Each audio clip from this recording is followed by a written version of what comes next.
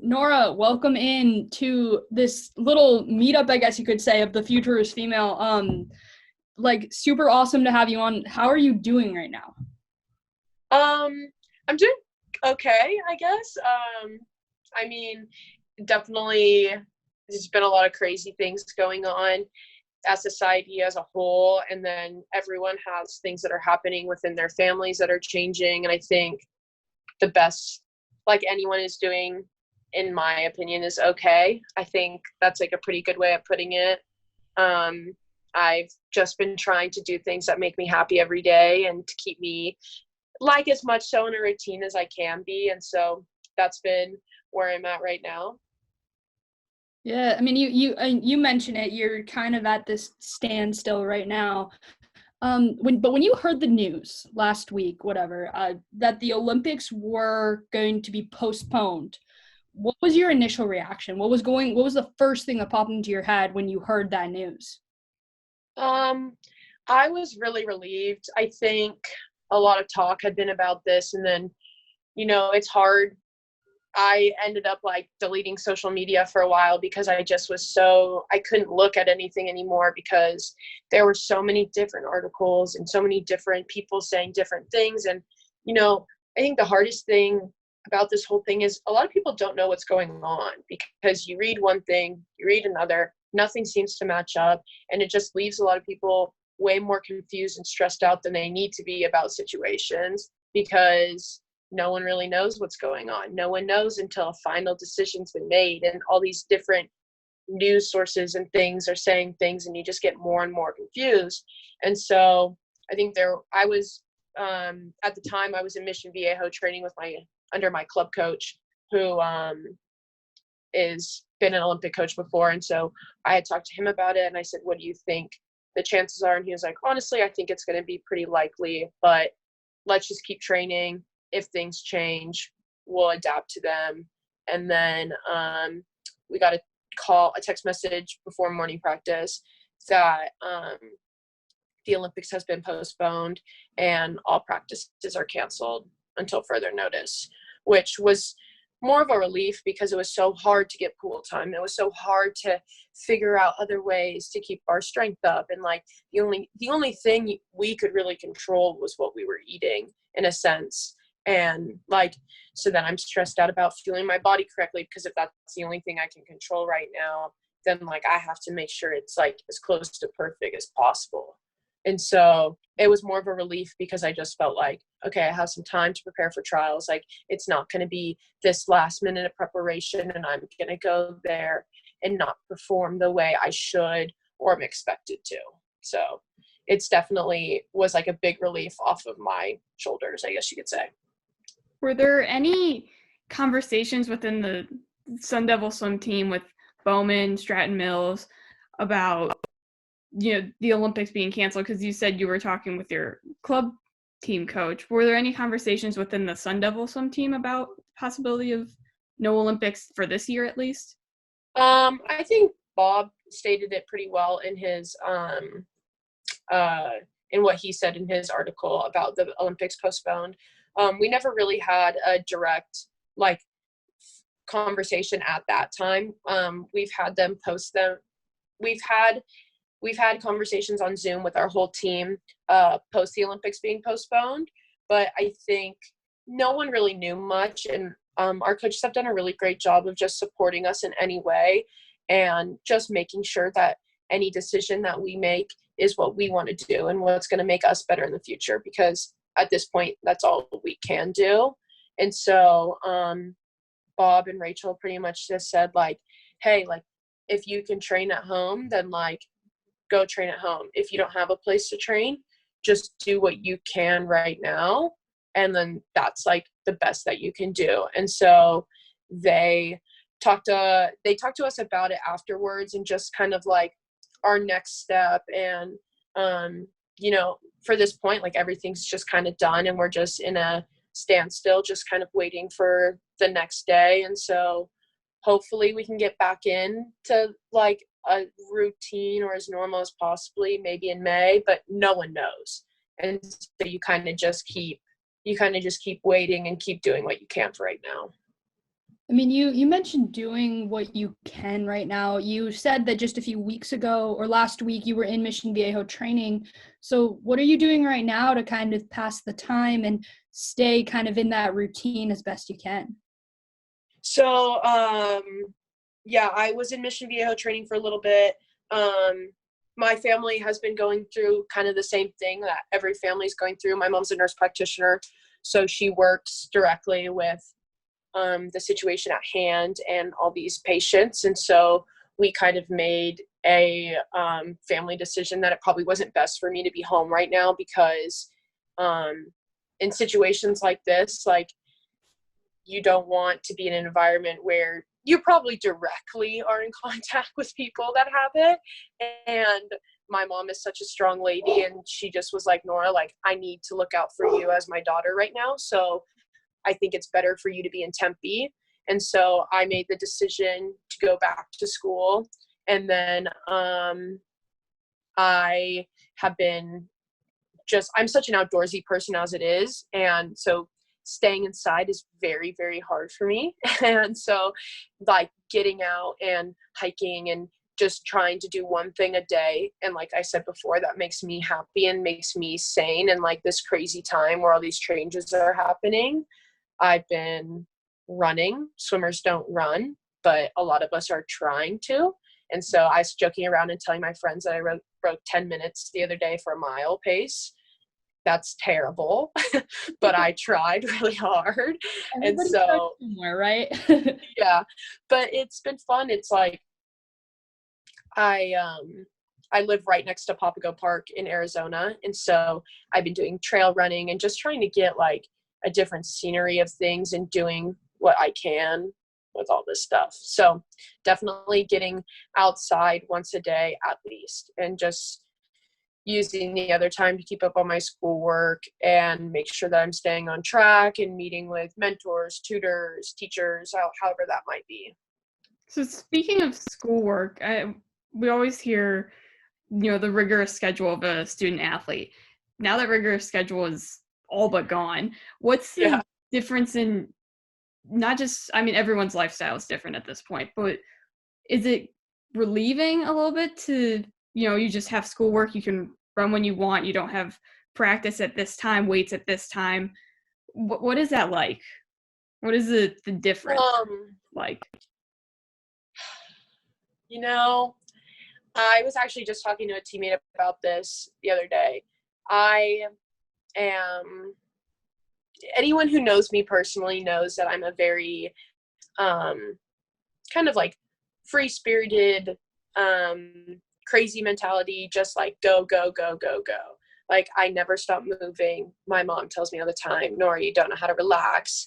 And so this time I've been trying to learn how to relax, and it's not really working that well because I hate relaxing. I love to be moving and doing things.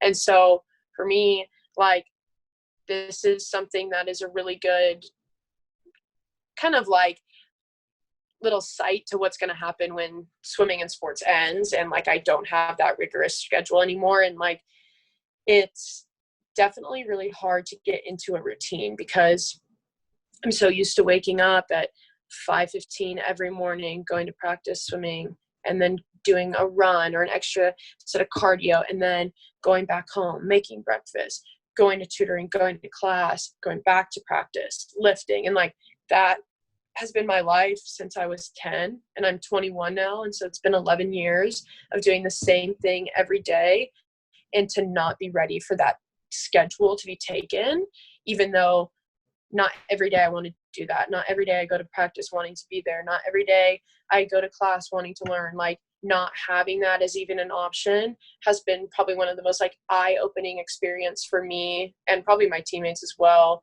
Like you don't want that to be gone. And like, it's so nice and it keeps you so on track. And that helps me with my schoolwork. That helps me, like everything plays together. Like I never really realized how important like going to class and going to tutoring and going to practice was for each other. Like you don't think that like being focused in class has anything about going to practice later that night, but it gives you a reason to be focused in class because you're like, I'm a student athlete. I have to be on track right now. Like I have to be focused. I have to get good grades. And so I think that's been something that I've been struggling a lot with, is understanding that, like, okay, Nora, you're still a student athlete, but right now, like, you're a student. You're really, truly, like, only a student right now, and you need to stay on top of that. And, like, so I think that's been, like, kind of a crazy thing with the adjustment of, like, not having that routine, is finding a way for each of those to excel in their different ways. I mean, you even mentioned it. So there's the physical part of being a student, and then there's this entire other part of you can't be home right now. Like your mom doesn't want you at home right now for very obvious reasons, right? What's Yeah. that? What's that been like, not being able to be with your family and having to keep that distance, almost out of love, I guess you could say. Like this is one of the first times that distancing is out of love. Yeah. No. Yeah. I mean, my mom told me, she's like, Nora, if like, if you could be home right now and that was the best place for you, like we would love for you to be here, and like that's what we want. But it's definitely been crazy. I had like, I'm gonna be honest, like on the other day I had like a total mental breakdown, because I was like, I like feel so like alone in a sense, because like my parents love me so much that they're like, this just isn't where you're supposed to be. Like we want you to be healthy and we want you to be safe. And like being home around my mom right now just isn't the best place for me to be. And so it was definitely a really tough conversation to have, because she had like, when all this first started down, I'm from Huntington Beach, California. Like that's like the most beautiful place on earth to me. And I'm like, she was like, I want you to come home. Like, I want you to be here. Like, come home right now. And so, of course, I like pack all my stuff, and I'm like expecting to be home for a while. And like, I'm expecting this to be kind of like my new routine, like being at home and figuring that out. And then a week and a half into it, she's like, I like all this stuff has been going on and it's getting worse, not better. And so she's like, I don't think this is where you need to be. And like hearing those words and then understanding that, and then with the Olympics being postponed, it was just a lot of different emotions all at once. And like just really understanding how big of a deal this is and how important social distancing is, and like how important like our health is right now, that like my mom and me like really shouldn't be even near each other, just goes to show you like how important this is right now. Right. And all the respect to your mom for everything she's doing. Thank her 1,000 times for us, for everything she is doing. Can't even imagine. Going into more, not smaller necessarily, but NCAA, what were your thoughts when NCAAs were officially canceled, actually? What were your thoughts? I mean, me and my friend were talking about this last night, and there are certain sports, swimming I think is very, very different. There are certain sports where I think fans are some of the most important aspects of their game. I think football, basketball, I mean, the list goes on. Their fans are so important, and they mean so much to games, because they change things. And I think it was really an incredible statement that when LeBron came out, which kind of spearheaded all of this stuff, when he was like, I'm not playing if fans aren't there, because he knows how important they are. And they were about to host these events without fans. And it was just about to be, just these kind of like your team. And like, I love the support of my team. I love like them being there, but I definitely think it'd be really hard to perform in front of no fans, and then being in an environment where like the NCAA, where the fans are like kind of change or make, and like they hype you up, and you get this adrenaline rush when your name is called behind the blocks, and you just hear the crowd just go crazy for you. And that can make you swim faster. That can make you play better. That can make you do all these things at a level that you didn't even know was possible. And that's because someone cheered for you. And that's because people riled you up. And so I think when all this stuff with the NCAA first happening and they started canceling, they said no fans. And then it was just parents. And then no parents, just swimmers.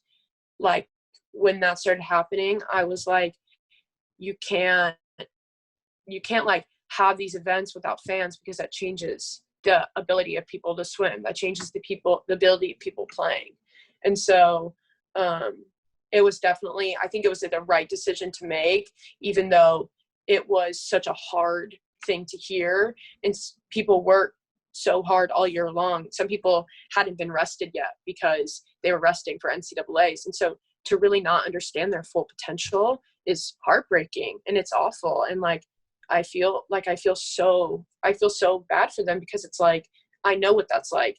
You wake up every day, 5:15 in the morning, you go to practice, and you're like, I don't want to be here, but I have goals and I have things I want to accomplish, and I have places I want to be. And when that's taken from you, that is a pain that like only certain people will ever experience in their life. And so I think it was the right decision, but I think there have been a lot of like people have been having a really hard time with it. I mean, you mentioned kind of having a hard time with it. You're a junior right now, correct? Correct. Yeah. Okay. So you have another year after this, but this year was obviously it was cut short. Do you have a specific moment though that like when you look back on this year, you're like, that was the moment, that was my favorite time? Like, do you have a particular moment that kind of comes to your head when you think back on the year that has been? Because you did accomplish a lot, you did do a lot, even though you didn't get to see it through at NCAAs. What was one moment this season that kind of sticks out in your mind?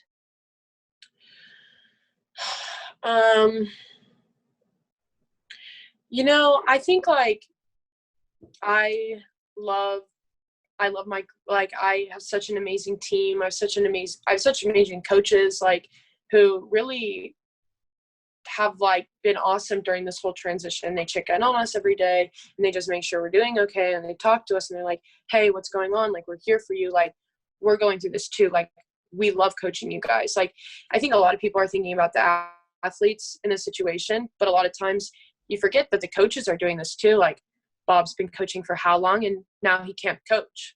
And so that's weird too for him, I'm sure. Like, he's like going through the same thing. Like, Rachel, like, they're going through the same things as us, but they're checking in on us. And I think something that's really been amazing during this whole experience is people are really like, they're really stopping what they're doing, and they're stopping their issues to check on me, to check on my teammates, to make sure I'm doing okay. Because like, they're like, oh no, like, our athletes, like, how are our athletes doing? And that's something that I think is really cool about ASU, is like, I'm at fault for this, but they've always been checking in on me. I've never went to check in on them. And something that like, it has nothing to do with the swimming or the training or the school or any of that. It just has to do with like being surrounded by the coaches I'm surrounded with, like, and the administrators and our athletic director. Like, they're just telling us, they're just asking us how we're doing all the time.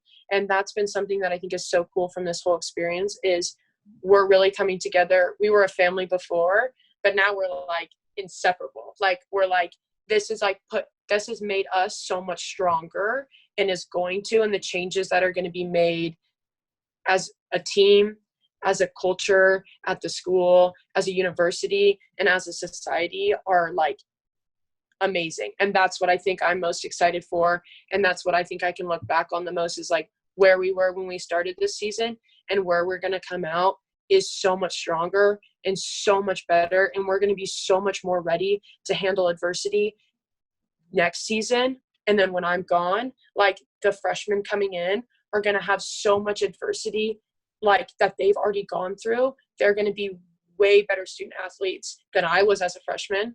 And I think that's really cool. Yeah, that's awesome. And that's what's really important, especially right now. With back on the NCAA track a little bit, the NCAA recently granted an extra year of eligibility for spring sports students, and that's predominantly baseball, softball, outdoor track, and does not include swimming or winter sports. What are your thoughts on the NCAA granting that to spring sport athletes but not winter sports? Is that the right move, just granting it to spring sports? Is it the right move in general, granting it at all? What are your thoughts? So I live with 2 beach volleyball players at ASU. And so I kind of had a firsthand experience with 2 spring sport athletes not getting to finish or really even compete. I think they competed in like 3 tournaments and they were slated to complete in like 15, 16 or something. I can't remember the numbers, but in my opinion, I think it was the right decision. The thing that was hard about swimming is we competed in all of our conference championships, and a lot of these other sports hadn't even gotten halfway, and they hadn't even gotten close to those. And so I think that it was the right decision to grant those spring sport athletes another year 1,000 times. Like, if that was the only thing the NCAA was going to do, they made the right decision. I do think it's really hard for swimming seniors right now who kind of weren't expecting this to happen. And then they were like, okay, well, at least we have Olympic trials, like, all right, I'll finish my season at Olympic trials. I'll keep swimming and then we'll do that. But now we don't even have that now. And so it's like hard because I think of the recent things that have happened in the cancellation of meets, which is a very important decision. And I think that was the right move. But people also are being robbed of like their last swim ever, which is a really emotional, and it's a really emotional time. And I think it's just made things a lot more difficult for people to leave on a good note, if that makes sense. So I do think it was the right decision, but I think it was just hard. I think it's still going to be really hard for swimmers who are ready to move on with their lives and have jobs and internships lined up. And so I think it definitely, a lot of people are going through really hard times right now. I mean, you mentioned obviously everybody across this country, any student athlete, you talk to them, they did certainly feel like they were robbed almost. And you being in the position you're in, though, you're a junior right now, so you do have that one last year, I guess you could say, of eligibility that honestly, it's all right. It's all just based on timing, right? Mm-hmm. You just so happen to be here in 2020 and you have friends who are seniors, you have friends who are only freshmen who will get more opportunities after this, just sheerly based on timing, not even based on another year of eligibility or anything. When you get back into training, how will things change now that the Olympics have been postponed for another year? People always talk about how training, changes with the time of year and it changes based on the competition you're getting ready for. So what will happen with your training regimen and stuff once you guys are able to get back in the water, whenever that may be?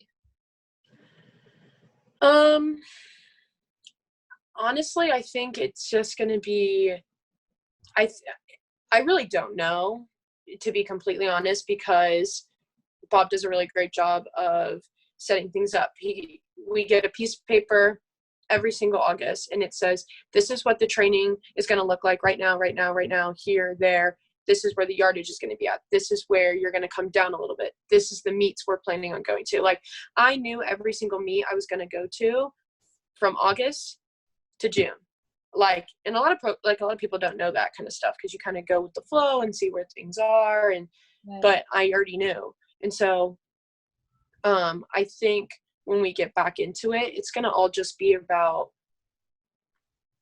not necessarily getting back into shape, but like getting the feel for the water again, coming back, not getting injured. Like, this is going to be such an important time for athletes in any sport to come back slowly, to come back smart, not to jump right into things, because I haven't touched the water. I'm lucky. I got to swim a little bit longer than a lot of people did, but I haven't touched the water in a week, maybe a week and a half. And, actually it's been a week this morning. If I were to come back in and jump in and do a 6,000 yard practice, like, I could really hurt my shoulders, or I could really hurt my knees if I'm doing a lot of breaststroke or whatever it might be.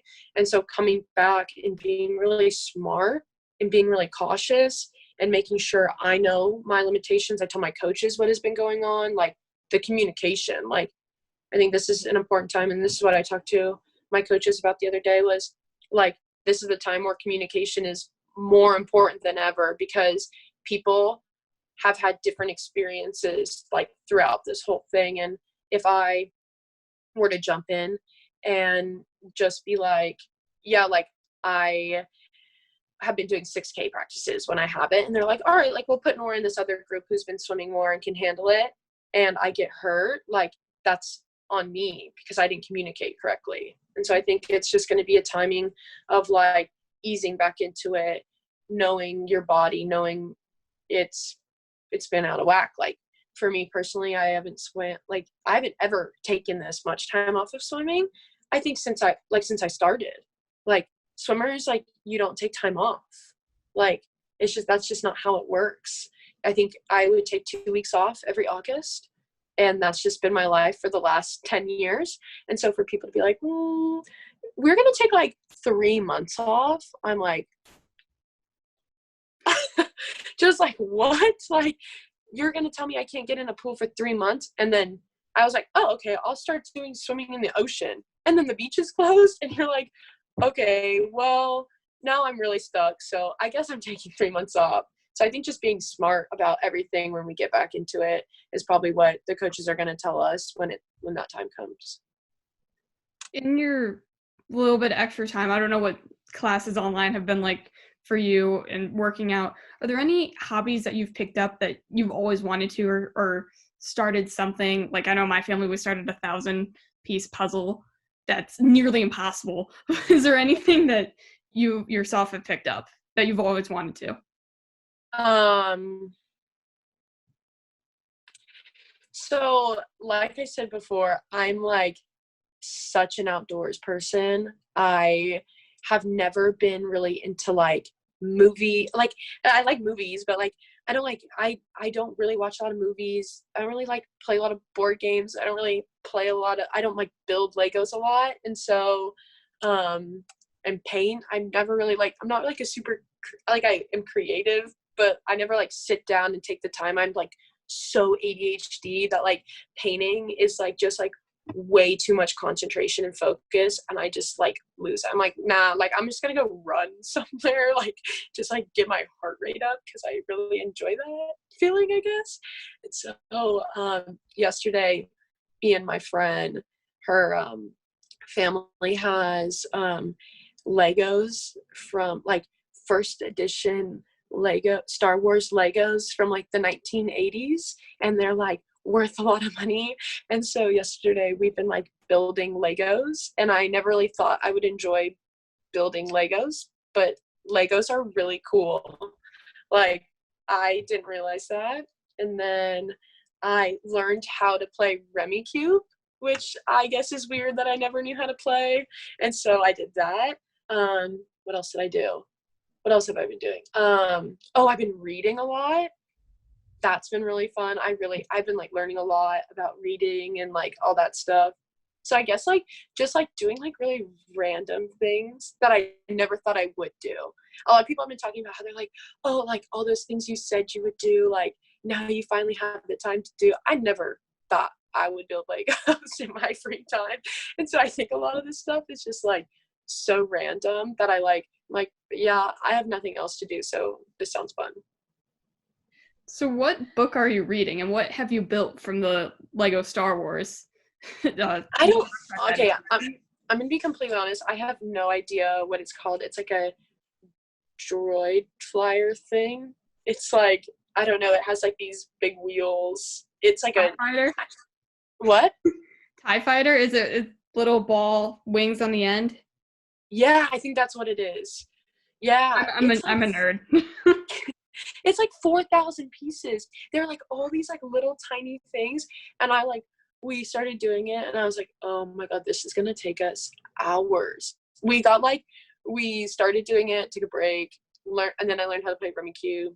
So I was like, that's cool. But I started reading, I'll get it. I started reading this book about one of the guys on my team. Jack Dolan gave it to me. It's called Fearless. 6 operated out in Brown, who kind of just talks about like he was like went through all these like adversity and changes, and how like he was able to come from like being like not a good person, and then he found himself and like went to the military and became one of the most like decorated SEAL team members of all time. And it just kind of goes through his story and tells it, and it's like one of my favorite books I've ever read. And I don't really read, never really been a reader, and so like this has been something that's really cool, because I didn't understand how much you could learn about yourself listening to someone else's story. And like you could really find like things that you didn't know that you were lacking that like can make you a better person. And my whole thing is I just want to be a better person every day, and I do things and I try to do something good for other people. And so this book has been like a really great resource for me. That's awesome. That's really awesome. And Nora, I think we've kind of touched on all of it. Nicole, unless you have anything else that you want to touch on with her. I think we covered it. Yeah, I mean, from your mental state outside of the pool to where you're at physically, I mean, it sounds like you're doing about as best as you possibly can be right now. So thank you so much for taking the time and everything. And, best of luck. Be safe. We're praying for, of course, for your family and for your mother who's fighting on the front lines of this. From the bottom of my heart, I just want to say thank you to her as well, because she's keeping obviously the city safe and the country and everything. I know, I'm from Huntington Beach as well. So, yeah. I mean, California is like crazy place right now. Everyone is like, like we have like, because everyone lives so close there. And so my mom is like, she's such a tough lady. She's beat cancer. Like she's gonna fight through this so she can do anything. And so I'm just really happy to have her on, like, I get to represent her too, which is really cool, because, she's doing things that a lot of people they forget about. Like they forget that doctors and nurses still have to go to work every day. And, there's still a lot of people out there who are getting exposed and they're putting their lives on the line. So I could sit at home and read and play Legos and do stuff like that. So I'm really lucky to have someone like her in my life. But thank you guys. Yeah, we thank her 1,000 times, and all the best to you, your family, everyone.